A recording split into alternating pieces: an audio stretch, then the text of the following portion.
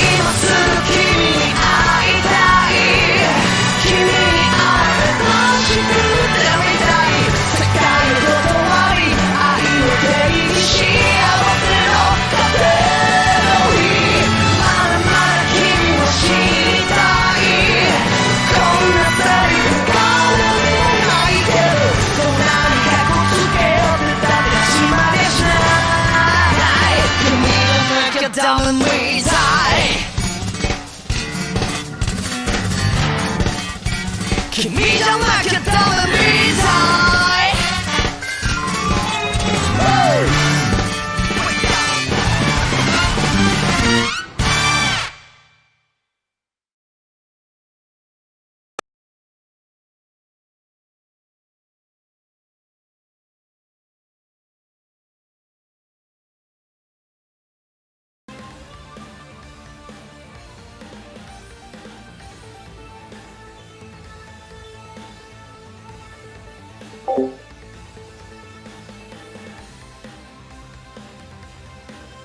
Hold up, I think we are live, right? Okay, yeah, it seems as if we are. So what's good, everyone? Dove actually is in a tournament this week, so what I am going to do is I'm going to simply do the intro for him before we begin. This is a KOFXV beginner intermediate tournament for the Training Mode Network, which is a community that is dedicated towards building matchmaking and tournaments for beginner and intermediate focused fighting game players. It is ran by Dovingly. I happen to be one of the commentators for KOF15 today, and I am joined by... Hello, I'm Raph, and I'm coming at you to enjoy some great KOF today. So I'm happy to be with Rose Lockhart and another awesome Training Mode Network event. Gotcha. All right, so let's get started with the very first match.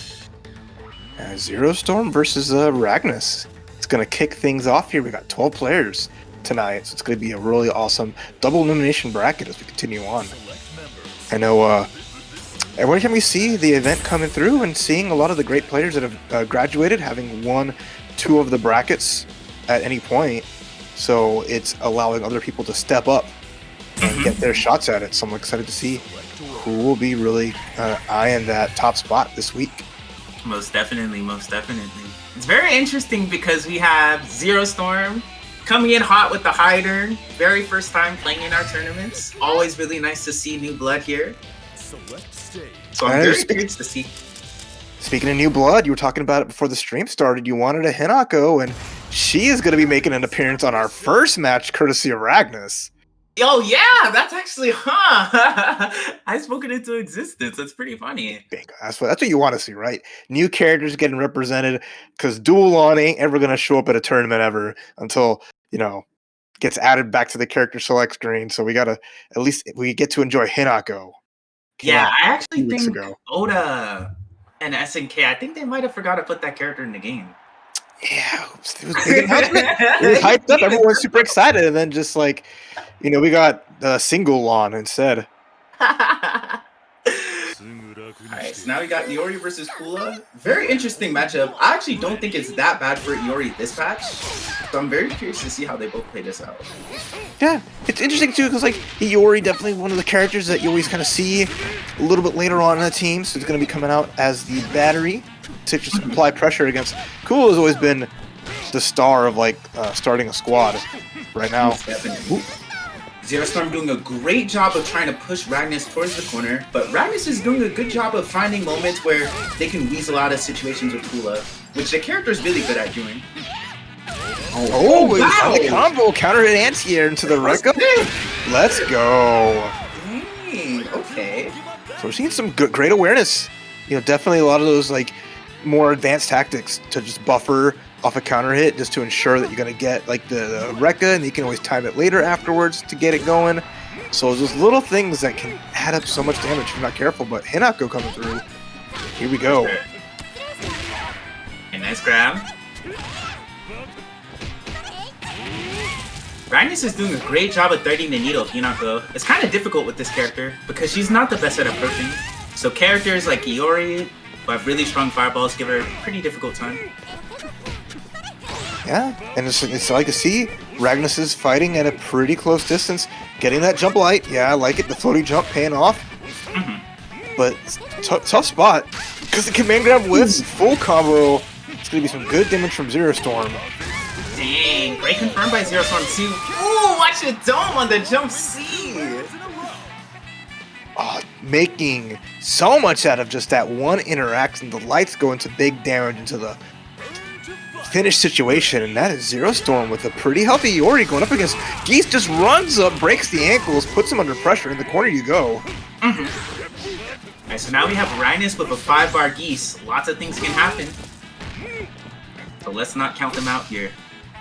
Alright, small chance. At least get out of the corner here, but have to be careful. Zero Storm, again, with all this meter left, can really make something good out of here. It's going to cash out some good damage. There we go. One more hit, anything can do. Dang, mistimed it. Unfortunate, though. Oh, wow! Zero Storm played that very solid. Really nice confirms. Great neutral choices as Iori there. That was very impressive. Oh, yeah, no.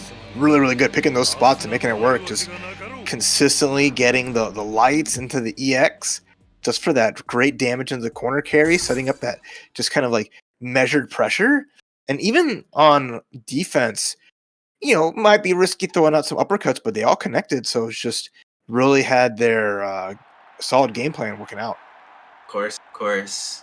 Also some very nice decisions on Ragnus' part too. It's just difficult in this game because something I always tell people is the nature of KOF being a 3v3 fighter sometimes makes it feel as if you are getting your ass beat a lot worse than you actually are. But the true reality of things is the fact that when your opponent actually beats you, they gain life bar back.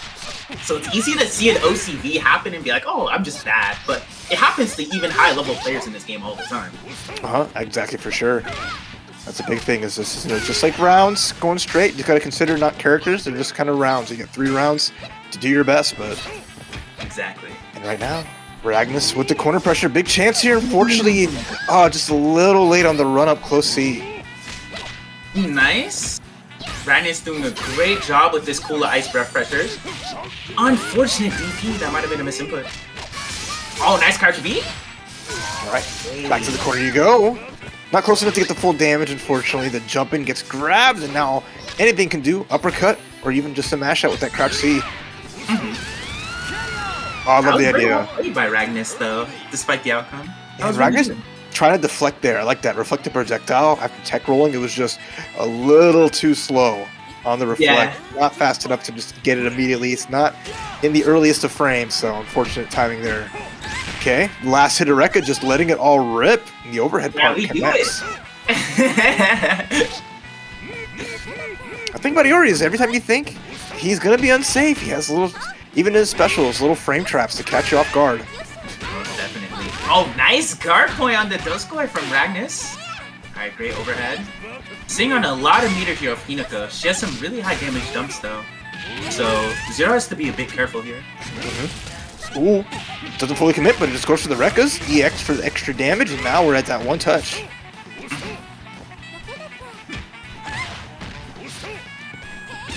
And again, just waiting, whiffing lights, and just anticipating the jump.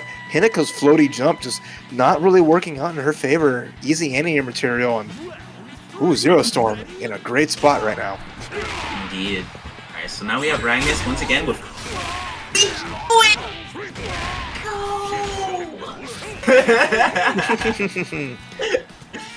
I love that. Super good Shadow Strike. Great damage here. And like that, spending the bar. We didn't see any bar spent when Geese had the 5 bars in game 1. So just cashing out here and just trying to bring some momentum in. Here we go. Didn't spend any meter on it either. So Geese is going to be pretty healthy with a lot of meter here. Yeah, that was very well done. Alright, Ragnus showing why they put the big man in the back. We got the Geese mirror. We're going to see what Zero Storm has with their Geese. Alright, patience there, but gets a ooh. Full damage corner combo. I like it. I go Rakugan. Hey, OTG. Oh my god, look at the life bar! Oh, in the corner of my eye? Wake up. Gonna go for the command grab, but too far away. The roll away from Zero Storm, not wanting any of that. One touch, but the jump in. Here we go. Wait a minute. Alright, nice. Threatening with the Fudoken, trying to hold on to the corner. Oh, Accidental max. That was close though. that was. I love that. The comeback was shaping up here for Ragnar. Zero Storm. All business. Geese comes through in the 2-0 win. For sure. I think that Ragnus definitely played that match well. The main factor that I think that was just giving them a bit more difficult time than they would have usually had is just the ideology behind being able to finish your plate in terms of being able to confirm the hits and the situations that you get. It's a lot easier said than done. It's pretty difficult in a game like KOF because there's 4 jumps and there's a lot of hit states that can occur in a match, right? Mm-hmm. So it's not like Street Fighter where it's like, oh, you mainly just hit them on the ground and you just do this ground combo. It's a lot more complex than that. So yeah, exactly. I think that once Ragnus just gets more experience playing the game and gets more comfortable with their characters' hit confirms and combos, as well as just practicing them in training mode, I think that it would help Ragnus work a lot less hard than they currently are. Mm-hmm. And I think that Ragnus can also afford to spend a bit more meter. Just utilizing guard cancel roll and guard cancel blowback is very strong on defense, kind of hard to punish. The Shadow Strike with Geese was really good and it panned out super well too. So just representing those options really can swing the momentum in your favor. Exactly, right? Using those tools really well. And then just utilizing it more with like the gameplay of just like spending it outside of just like in neutral, just getting those confirms, because that's going to make things a lot easier. It's always good to just have that half the X bar, which you should usually get pretty quickly, and then just, you know, refining your gameplay to utilizing those to just get the ball rolling, like you kind of saw from Zero Storm. So just again, growth, and you're seeing a lot of cool stuff from them. So looking forward to Ragnar in the losers bracket and continue participation. But now we're going to go to our next match with Charlie Goblin versus Toddy Strike. My go. Right. Shout to Toddy. Charlie and Toddy are both very good friends, so they always joke about having to fight each other in tournament. Well, here they are, facing off again for all of y'all to see. The Astro, Genet's Clark, and then the Sylvia on the right side. So yeah, definitely see a lot more Sylvia after that patch a while back. So really cool to see her in the cut more. Mm-hmm. And then Ash and Whip, I definitely like that. I like both squads very much so, especially seeing a Genet who got significant changes, but it's not enough to put him as like a power pick. But it's still cool to see him in a pocket. Yeah, most definitely, most definitely. I think this meta has a lot more character variety, and we're not going to see the same 3 characters in that. Granted, there's nothing wrong with that, because naturally people gravitate towards who's the best, right? Mm-hmm. But it's just so much harder to decide who's the best. Alright, so Charlie off to a really strong start here. Doing what they can to get some momentum with Yashiro. Yeah. Again, it's just kind of that early battle. No one really has the bar, so it's just going to be some little pressure. Break, push some guard gauge and just find some good positioning. Stand CD doing what it does best, and jump CD too, so Yashiro just finding damage little bits here and there. Yeah, most definitely. Alright, nice guard cancel blow dash. Nice rollout. But yeah, gets the punish, gets the pressure. Crushing that guard really, really well here. Uppercut's going to come out. Nice block from Toddy. It's going to be some big damage here. That was really well played. Alright, nice tech. Another roll getting thrown though. A little too antsy with those roll forwards, and a jump is going to finish that off. And Toddy took a little bit of a while to get going, but once Toddy found the strikes, it went all the way through. Most definitely, most definitely. Charlie made some really good decisions in neutral there too. It's just kind of tricky to capitalize off of the hits that you get in this game. Alright, Toddy holding forward, showing some really strong pressure here. Kokodeska. I love the outfit here, the colors looking super nice. It's a dangerous move to use. Projectile has so much recovery, so you have to be a little careful. Instead, Charlie getting hit. It's gonna be some another big damage from Toddy. Nice level 1. Going for the missile, trying to just work on the guard bar, but the jump CD cleans it up. Alright, so Toddy showing very strong signs of life here. But I do feel as if Charlie is sitting on a lot of meter, especially with Clark, so you gotta see how Toddy adjusts to this. Yeah, I think this really character gives Sylvia a bit of a hard time too. I'm excited how it plays through, but Toddy's putting on that offense to keep that momentum going. Don't want to let Clark get started and get as much damage as you can, but here comes the crouch D's. There's the command grab. Let's break some back, set up the offense. But nice backdash. Escapes a little bit. The punish on the roll. Wait a minute. Whoa, what a punish on the backdash. That was ham. Uh-oh. Big punish, so incoming. Oh, the drop, and great punish. Falling fault with the quarter circle forward DC. Missed the mark, and just great tech roll, command grab, and finish the job. Very great round by Charlie there. Managed to clean it up without spending not much meter, and barely lost life in the process. Alright, then we got a 2-bar Ash. Not the scariest thing until that 3-bar shows up. But I already see Charlie just inching their way forward. 5-bar still. With the cross up, here we go. Level 1. Not enough meter for a Sans Culotte. Didn't have it for the max mode. Okay. Nice eggs getting pressure by Toddy there, trying to go for the frame traps, but Charlie's not biting. Okay, crouch C in here. Big one chance for Charlie though. Has to be extra careful. Activates max mode. Pressure's on. Oh wow. Oh, here we go. Oh, that was so wild. Yeah. So glad. Ain't no way. Oh, but the scaling, unfortunately, from the command grab doesn't give you as much damage as you'd like, but a chance for level 2. There it is. It should finish the job on the chapter of Ash 2. Planted an ash tree right there in the ground, and all that's left for Toddy now is the whip. Regardless of the outcome of the match, I definitely know Toddy's feeling spooked. That is a very big statement that Charlie is making. And still on top of things. Nice rollback though. Gets out of that dangerous situation. All the punish commits. Ooh. Wow. Oh, they punished. Nice. Oh, and there's the finish. Avoids the command grab with a clutch jump. And finishes the job. And what was very spooky is Clark Gaming was just going all over the place. Indeed. Clark said it is his turn on the Xbox 360.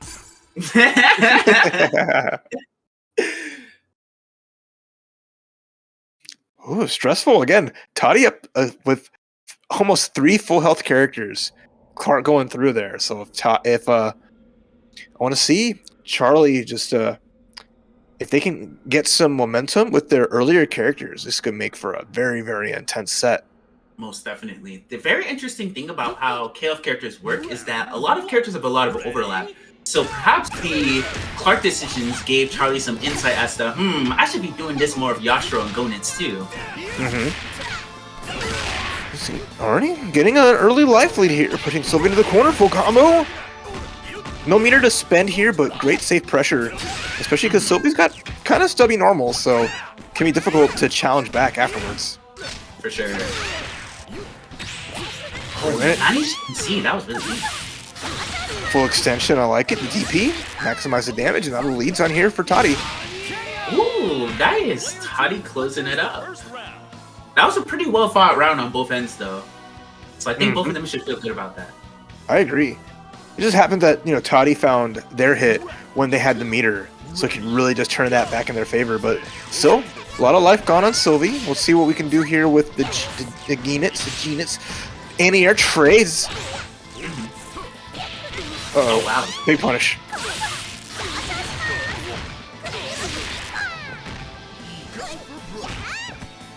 Nice throw. Oh, catches the ankles, didn't get the full confirm off the lights, even though they found the hit, and then just running up. Pressure's on. Oh, had a punish opportunity, but went for the the blowback. Unfortunate. Back to where we were last time. Clark Steele gonna have to hold it down against Sylvie and the squad. Most definitely.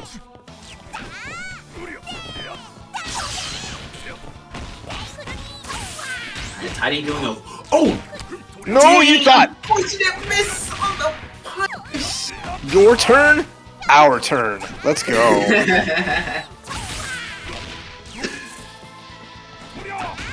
Okay, Toddy there. Toddy doing a great job of trying to hold onto this life lead and just maintaining his composure. Level 2, we just want to get the Sylvie out of here. That's going to be the end of that character now.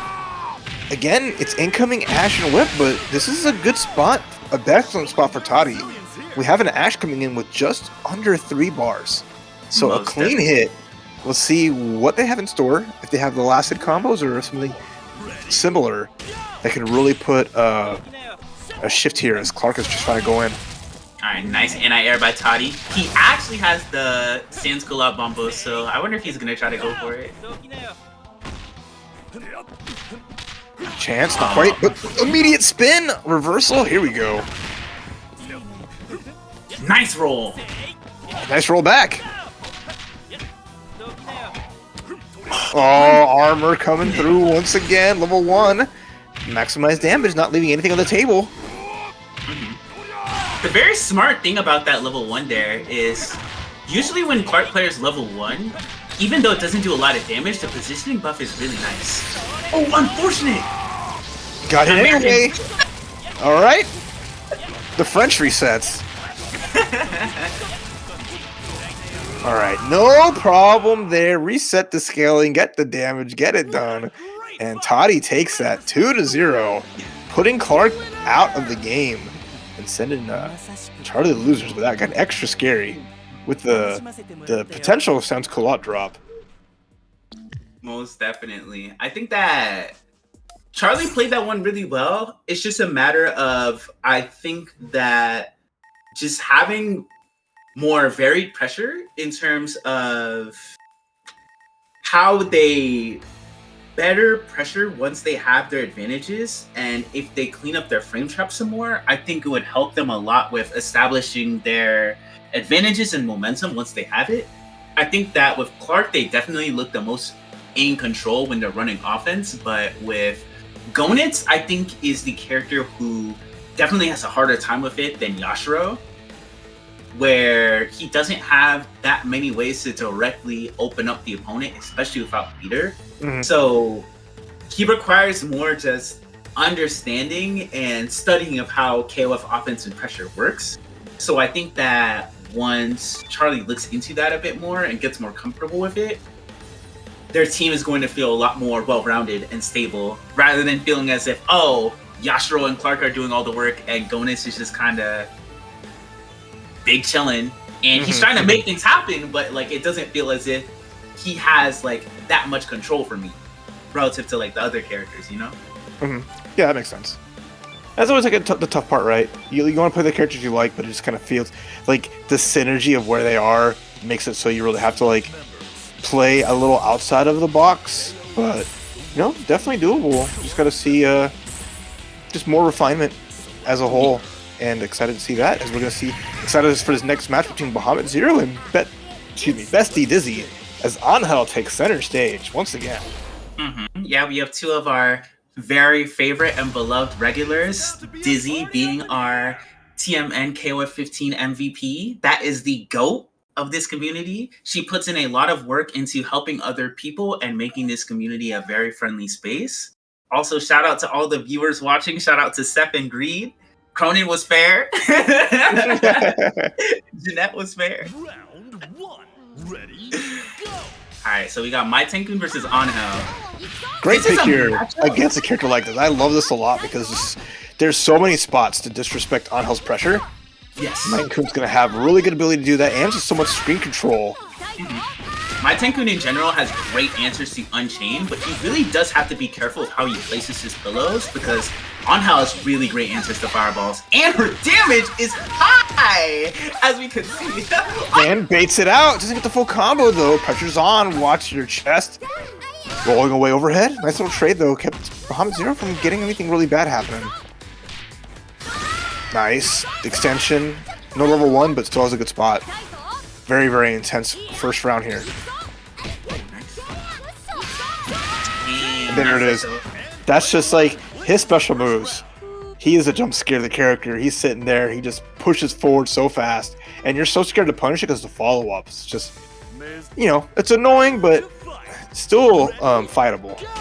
For sure. Certain characters have a lot better options versus Zesho than others because he's -6, so if you have a DP, you can just DP and avoid the RPS. Alright, so now we got Orochi Yashiro versus My Tenkun. This is definitely a pretty tough matchup, so I think Bahamut's doing the right play of just playing this a lot more slow. Good defense. The cross-up, though. Get snatched. Level 1. I like it. That's going to be the job. You stood there charging down back for little frames too long. Ooh, wait a minute. Nice punish. Okay. That uppercut, that's... Oh, you see just My Tenkun just fly off, hit that clean hit uppercut across the chin. Alright, so now we got the Baha Naj versus Orochi Yashiro. Alright, Baha sitting on a bar and a half, so we definitely can see the Naj put in work. Nice cross up. Continue on the pressure, but the wake up command grab. I like it. That's not invulnerable, but it's so quick. If your pressure's not airtight, you'll get grabbed up. Oh, nice frame traps by Dizzy here. Alright, OTG. Oh, Shatter Strike, that should be it. I like that. With big damage, just a challenge. Recognizing there's, I mean, with all the meter, there was stuff that could be done on the side of Bestie Dizzy, but Bahamut Zero just says, I don't care. Alright, now we got Mr. Big Man on campus, Ryo Sakazaki. Nice jump. Oh, big chance for some damage there. Fortunate drop. And the escape from Bahamut. Doesn't get the full combo, though. Nice crouch D. Oh, unfortunate! Got the D Tatsu! That is tragic. And right back on Bahamut Zero. Doesn't get a stock. So we're not powering up. And then the challenge. You're going to press. Nice DP read. Bestie Dizzy just trying to take this to the last characters. Great throw by Dizzy, showing a lot of development in her hot free pressure and her offense in general.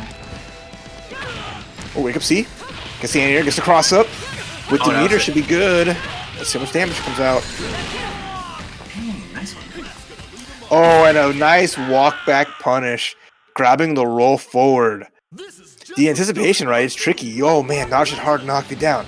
She's gonna go for jump C cross up. I mean, she might overextend running in. No, just walk back. Could have blocked the uppercut or could have got the throw. So really good awareness from Bahamut Zero, just showing a lot of respect and it paying off. Most definitely. What's good, Ruby? I also think that what's very interesting about how Bahamut Zero plays their characters is you can tell that they're a specialist in that they have a very strong understanding of how much damage each of their characters' combos are going to do. So you can see them only spend meter when they really need to use it, which is very valuable. Alright, very strong start here by my Tenku. Holy cow. Yeah, the Pillow Boy is woke. Definitely trying to put Bestie Dizzy to sleep. Nice confirm. Gonna spend the bar. Extra damage, yep, I like it with the toe tap, and then I love it. Even though they mistimed the safe jump, they still were able to stay ready with the throw tech into more pressure, and that's a big win for Bahamut Zero to kick things off here for game 2. Yeah, dang. That was very well played. Said nap time is over. Nap time is never over. It's always nap time. Oh, round start CD from both. Oh, nice stand CD by Dizzy. This is hella damage. Oh, wow, what an up back. Okay, not that time. Do it again. Loop it. I like it. Command grab this kid, yo. And I like it too, like not opting for the bigger damage at the end of it, just happily just get the hard knockdown to set up some more pressure. Just because the half circle back forward punch, the in-air one, does good damage. It's just the pressure afterwards is just kind of weak. Oh, get off me though. No pressure here. It is nap time. We're trying to be stress-free. Nice. That was very well done.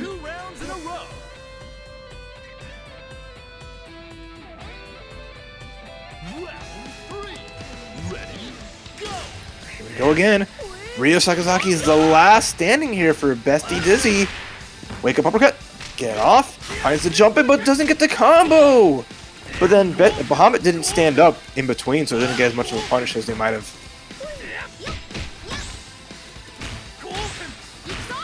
Okay, nice challenge. That was a really good punish. There we go. Alright, so now we got Dizzy C on hella bar. She can definitely make it work. I believe in miracles, and she's goated. Yeah, a lot of things working in Bestie Dizzy's favor with that pressure here in 5 bars. Any singular hit is going to be amazing. Look at this pressure. Guard gauge almost gone, but wait a minute. What? Oh, here we go. Nice DP punish. Oh, drop. Even had the power up ready to go. That could have been humongous damage. Got the guard crush, but nothing for it. Because Bestie Dizzy canceled into the DP, unfortunate.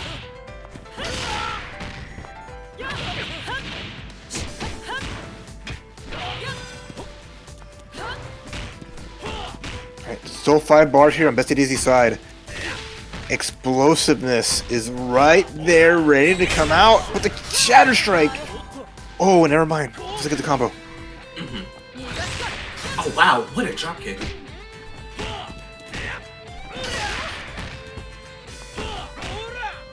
Alright, Dizzy's super close here.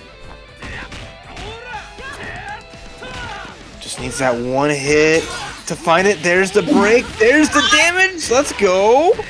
No, the drop into the grab. Okay, still has a chance here. 10 seconds left. Oh. Dang, that was clutch. Alright, so now we have Kukri versus Ryo. Immediately gets the sand pile getting. I mean, not wearing any shoes, so it's not too bad not getting sand in there. Instead, it's just going to be the last little overhead. The flip finishes the job. And nice stuff. Bahamut Zero just dictating that whole set really, really well and just making it hard. As Bestie Dizzy just, she couldn't get those confirms that she was really aiming for. So a lot of like those drops were like, it's just, you know, a little disheartening. Had like the right ideas in there, but it just felt like a lot of it was just struggling to really open up Bahamut with just the pressure there. Even like 2 guard breaks really helped out a lot, but like the first one wasn't able to get like a lot of from it. So it's just like a lot of little tweaks. I think like matchup stuff was always kind of difficult, but I think in moments like that is where you just have to have a more measured approach.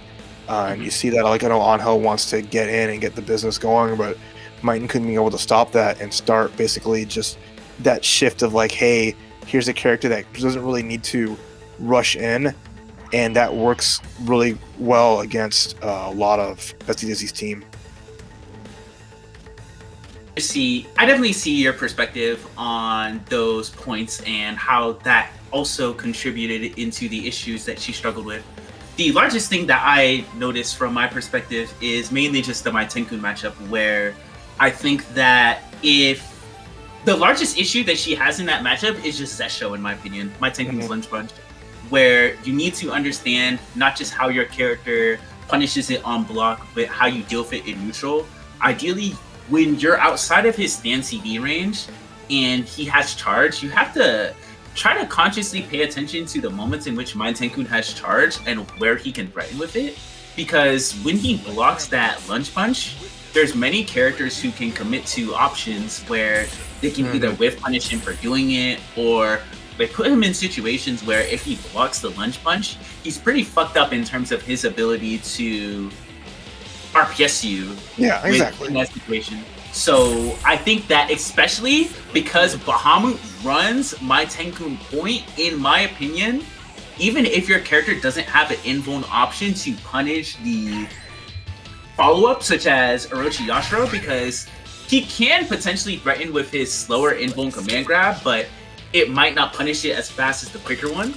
So in the event that you actually can, I suggest taking the risk and going for it, because you're in a situation, in a predicament where the follow-up is relatively low reward, because it's not as if Bahamut can threaten with a super cancel. So even if you block in that situation, it's in your favor more so to try and punish. So I think that once Dizzy gets more comfortable focusing on dealing with My Tenkun's pillows and Zesho in a safer manner, I think it would help her out a lot. I think she played very well with Rio, though. Her pressure versus Bahamut and Naj in general was super, super good. I think she played that matchup well. I think it's mainly just My Tenkun. Alright, so now we have Zero versus Toddy. Alright, is this winners round 3 or is this winners semis? Interesting. Okay, so we have Geese up front fighting against Sylvie. Very interesting matchup. I feel as if Geese has a lot of the tools that a character would want to be able to contest Sylvie's air approaches. So I'm very curious to see how Zero utilizes Geese in this matchup instead of Iori. Alright, Toddy doing a great job of pushing Zero to the corner. I think this should kill with the DP ender. Oh, unfortunate drop. Alright, Zero can actually make something happen here. The miss on the counter. I think that might have been an empty jump into low counter, but got a miss input. That's interesting, though. Alright, Zero looking to play this one a bit more aggressively. Alright, nice block on the taco from Toddy. Great run up Kosi. That's something that's really strong with Sylvie. Because her run speed is so fast, she can threaten with strike throw and frame traps relatively simply from it. But Zero's doing a great job of stopping this momentum, though. This is very even-sided. So now we have Ash versus Iori. Let's not have one of those moments. If you know what I mean, you know what I mean. Mr. KOF. Shout out to the GOAT, yo. Alright. Oh my god, the damage!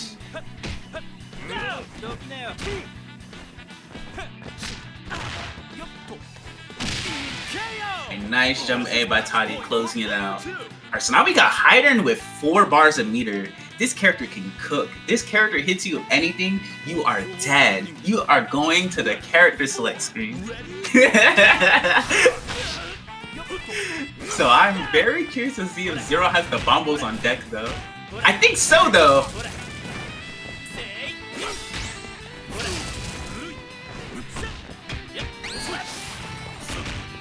This one. Good stinger. Oh, unfortunate. Card cancel rolled the mix-up. That's a pretty good solution to that scenario. Oh, this is big. Oh my god. Going for a Stormbringer. Left, right. Went for the save jump. Was able to OS roll. Going for ball for corner carry. Nice ender. Oh, unfortunate. Too far for close D. That's the thing about Ash. His jump-ins, they have a fair amount of pushback, so he's not always in the range of his proxy normals that well. But Toddy does a really good job of closing it out and patching up the decisions that Toddy makes. Let me actually see if everything's cool with Raph. Okay, word. Raph is just grabbing dinner. Chat, what did you have for dinner? I had rice. I had like rice and I want to say it's called boulet. It's like a Haitian. It's kind of like Haitian meatballs. I had rice with some meatballs basically, and some gravy. It was really good. Sauce pois. That's what we call our gravy. Sauce pois. Nice crouch C. Zero off to a very strong start here, threatening with Fudoken and playing a lot more of an aggressive neutral approach, which is working out really well. I think that's the really important thing to abuse versus Sylvia neutral. She doesn't have the best normals in mid-range, so you can afford to play more aggressively versus her. You don't want that character just running at you. And nice jump CD. Oh, this is big! Fudoken, nice. For OTG. Nice roll versus the cross-up.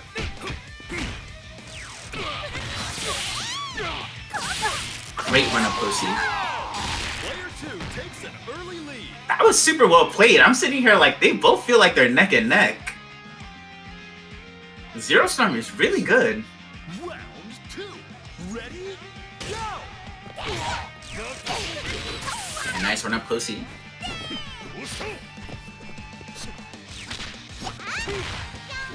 And Zero's trying to focus a bit more on trying to anti-air Toddy, which is really good.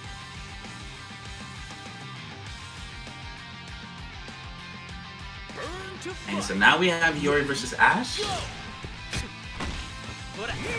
Toddy played this matchup last time very well, so I'm very curious to see what Zero commits to adjustment-wise. Oh, nice run under versus Ash JB.